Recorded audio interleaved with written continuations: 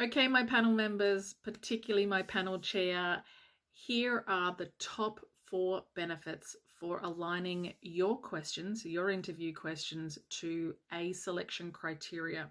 And if it is a APS role, I highly recommend you also align those questions to the ILS, the Integrated Leadership Strategy.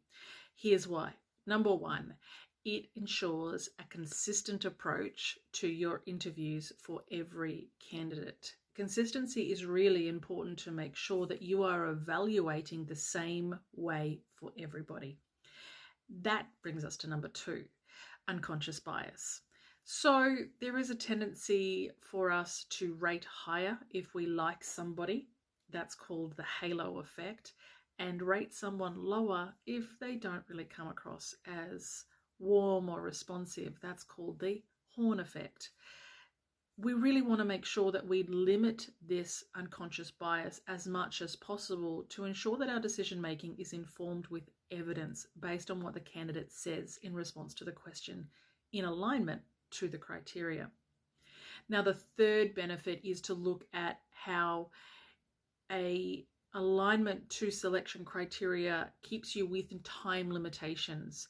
So if you've got a 20-minute interview, it's quite normal to have a 4 to 5 minute response for those questions, if you've got 4 to 5 questions.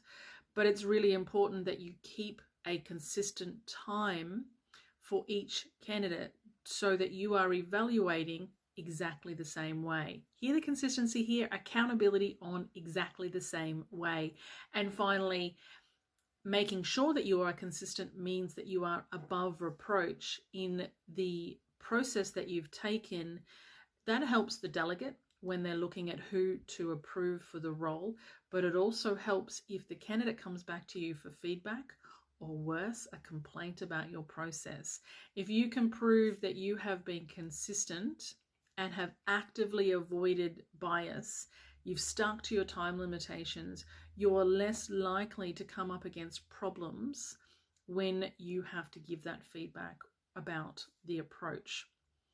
Aligning your questions to the criteria and the ILS will always support you and the scribe in summarizing that candidate's performance and how they met the needs and requirements for that role.